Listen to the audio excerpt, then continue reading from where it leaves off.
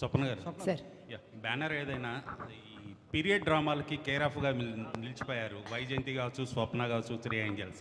ఏంటి ఏమైనా సెంటిమెంట్కి ఫీల్ అవుతున్నారా? సార్ ఎందుకు? అదే అనుకుంటున్నాం సార్. మేము ఉంటే ఈ వెనకాల పీరియడ్లో ఉంటున్నాం, లేకపోతే ఫ్యూచర్ పీరియడ్లో ఉంటున్నాం. ఆఫీస్లోని జీవితాల్లో మాత్రమే నార్మల్ పీరియడ్లో ఉంటున్నాం. ఎందుకు ఇలా అవుతుందో తెలియట్లేదు. Easy actually normal period cinema తీయటం ఎంత సుఖం సార్. కాదు, మేము ఎందుకో మాకు ఇలాంటి కథలే వస్తున్నాయి. Those stories are chasing us I guess.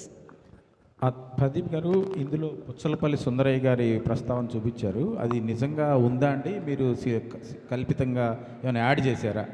Cinematic liberties ఎంతవరకు తీసుకున్నారు ఈ కథలో? లేదు, సాయుధ పోరాటంలో ఆయన పాత్ర ఉంది, ఖచ్చితంగా సుందరయ్య గారి పాత్ర ఉంది.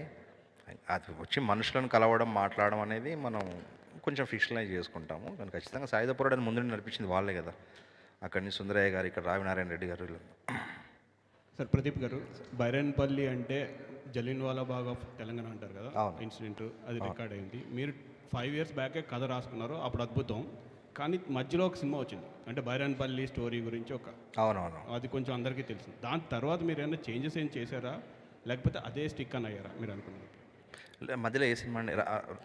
రజాకార్లో అంటే పాయింట్ డిస్కస్ చేశాం. అవునవును, ఆ సినిమా మొత్తం ఐగెస్ అంతా సాయుధ పోరాటం గురించి మాట్లాడింది. అది రాకముందే మేము ఈ సినిమా చేద్దాం స్వప్న గారికి చెప్పాము. అది వచ్చినప్పుడు ఒకసారి స్వప్న గారిని అడిగాను, మరి ఇలా ఇంకో సినిమా వస్తుంది అంటే మనం అంటే ఆవిడ ఒకటే అన్నది, 100 సినిమాలు రాని, మన కథ మనది, మన సినిమా మనది, మన సినిమా మనం చేద్దాం. తను ఇచ్చిన అష్యూరెన్స్తోనే సినిమా జరిగింది. దాని తర్వాత బడ్జెట్ పెంచుకోవడం కానీ, ఎక్స్టెండెడ్ సీన్స్ కానీ రాసుకోవడం కానీ ఏం లేదు సార్. ఏదైతే ముందు అనుకున్నామో చివరి వరకు దానికే స్టిక్ అయినామో అదే సినిమా తీసాం, అంతే. ఏం మార్పులు జరగలేదు. రోషన్ భాయ్, స్వప్న అంటే మీరు ఎంచుకునే కథల్ని మిమ్మల్ని ఛాంపియన్గా నిలబెడుతున్నాయి. సో ఇందాక మనం చూసాం, మహానటి సావిత్రి కావచ్చు, ఇప్పుడు ఈ కథ కావచ్చు, కల్కి కావచ్చు. సో నిన్న ఎస్పెషల్లీ మూమెంట్ ఏంటంటే, ఏదైతే మీకు కథకి మూలం ఊరుందో బైరాన్పల్లి, ఆ గ్రామస్తులందరూ కూడా చూసి చాలా ప్రౌడ్గా ఫీల్ అయ్యారు. వాళ్ళ మీద, వాళ్ళ ఊరికి ఉన్నటువంటి ఇప్పుడున్న ప్రజలు వాళ్ళ ఊరి మీద ఇంకా గౌరవం బాగా పెరిగింది. ఎందుకంటే వాళ్ళు ఇన్సిడెంట్ చూడలేదు, వాళ్ళు ఇన్సిడెంట్ మీద ఫీల్ అవ్వలేదు, జరిగిన కథలు విన్నారు, తెలుసుకున్నారే తప్ప వాళ్ళు స్క్రీన్ మీద ప్రత్యేకంగా చూసి చాలా ఎమోషనల్ కూడా అయ్యారు. సో మీ మీద చాలా రెస్పెక్ట్ పెరుగుతుంది. ఒక మేకర్గా ఒక సినిమా ఏదో ఎంటర్టైన్మెంట్ కోసం సినిమాలు తీస్తుంటాం, లేదా సోషల్ ఇష్యూస్ కొన్ని టేకప్ చేస్తాం, కానీ ఒక హిస్టారికల్ మూవీని అందిస్తే అది వరల్డ్ వైడ్గా ఉన్నటువంటి ప్రపంచంలో ఒక గ్రామ చరిత్ర అనేది వరల్డ్ వైడ్గా తెలియడానికి మీ ఇలాంటి నిర్మాణ సంస్థ రావడం పట్ల వాళ్ళు చాలా ఆనందం వ్యక్తం చేశారు. మీకు ధన్యవాదాలు చెప్పారు. మీరు వాళ్ళ ఊరి కోసం అంటే మీరు ఎప్పుడు వస్తారని వాళ్ళు. Thank you sir. రోషన్ వెళ్ళాడు, చాలా బాగా జరిగింది కూడా, వాళ్ళందరినీ కలిశాడు. మేమందరం కూడా నెక్స్ట్ వీక్ వెళ్దాం అనుకుంటున్నాం బైరాన్పల్లి, బికాజ్ వాళ్ళ మీదే తీసాం ఈ cinema. So this success is there's as much as it's hours. And ఇట్లాంటి హిస్టారికల్ మూమెంట్లో మీరు ఆ ఊరి గ్రామంకి సంబంధించి ముందు స్టడీ మీ కథ చెప్పినప్పుడు, సో ఇట్లాంటి చారిత్రక పొరపాట్లు అనేది సినిమా ద్వారా వస్తే ఒక పెద్ద తప్పిదాలు అవుతాయి. సో దానికి సంబంధించి ఎలాంటి జాగ్రత్తలు తీసుకున్నారు? ఎందుకంటే మనం ఒక హీరోని ఆ ఊరికి పంపించి ఆ కథగా మలుస్తున్నప్పుడు ఒక మేకర్గా ఇలాంటి జాగ్రత్తలు తీసుకున్నారు. ప్రదీప్ చాలా రీసెర్చ్ చేశాడు sir. We sent cameras, we did lot of documentaries around them, we found a lot of stories, lot of those names are real, lot of those characters are real. దాన్ని కొంచెం ఆబ్వియస్లీ ఎలివేట్ చేసాం, కొంచెం fictitious చేసాం for the cinematic liberty. But yes, enough research the direction department has done. Director గారు, అంటే ఈ ఊరి set అంటే సినిమా మొత్తం సెకండ్ హాఫ్ అంతా కూడా ఆ ఊర్లో హీరో అంటే ఆ ఊరికి హీరో ఎలా వెళ్తాడు, వాళ్ళతో ఆ ఊరికి సంబంధించి వాళ్ళ రజాకార్ల మీద వాళ్ళ పోరాటంలో ఎలా భాగస్వామ్యం అవుతుంది, చాలా బాగా బ్లెండ్ చేయడం జరిగింది. సో మీ థాట్స్ క్యాట్స్ అప్ అని చెప్పొచ్చు. అయితే ఆ ఊరికి సంబంధించి ఎపిసోడ్లు ఎలా షూట్ చేయగలిగారు? మీ థాట్ ఏంటి సార్? ఆ ఊరికి ఎలా తీసుకెళ్ళాలి ఏంటనేది ముందు నుంచి మీకు అదే ఉందా? గన్స్ ఎలా తీసుకెళ్తాడనే ఉందా, లేదంటే ఇంకా ఆలోచనలు ఏమేమి ఉంది?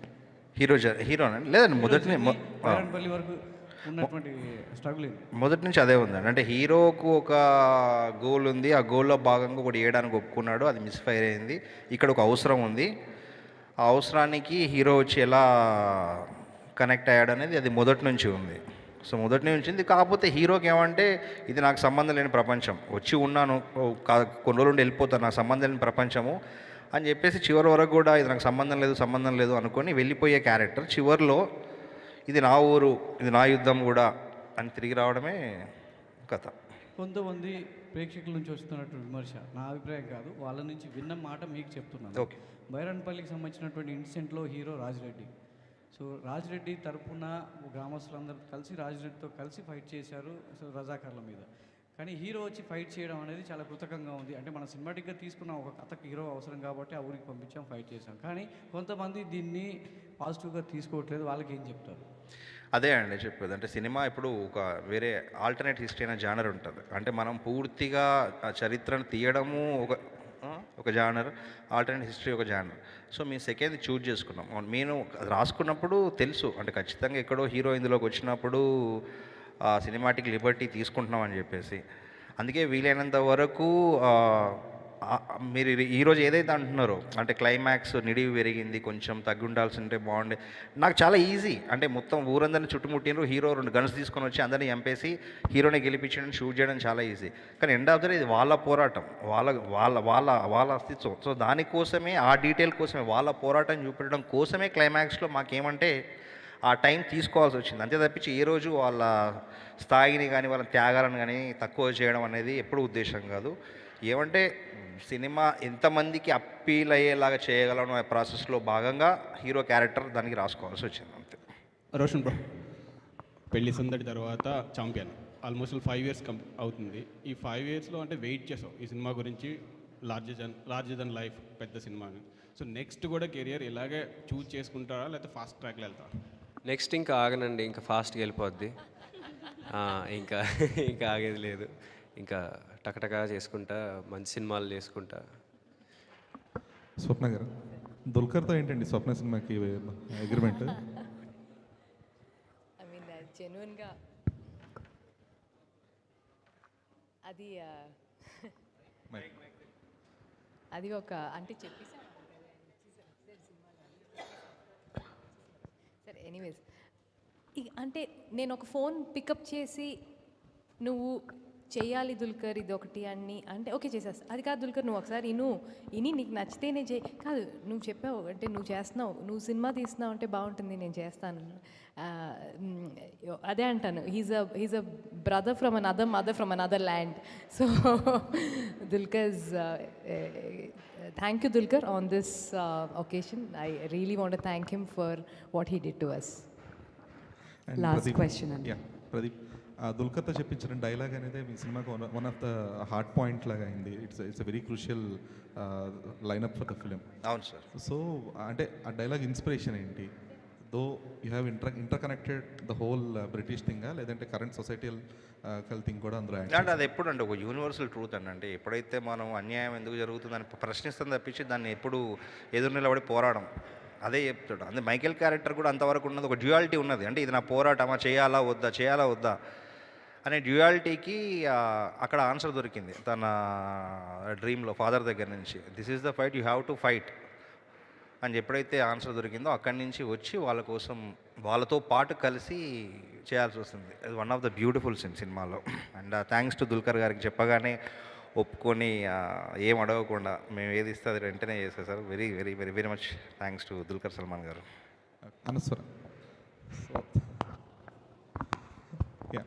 So you told earlier as well, like other than the Telugu language, you haven't felt anything difficult for the film. But post the release, what is your takeaway from the film? Sorry? Post the release of the film, what is the takeaway for you?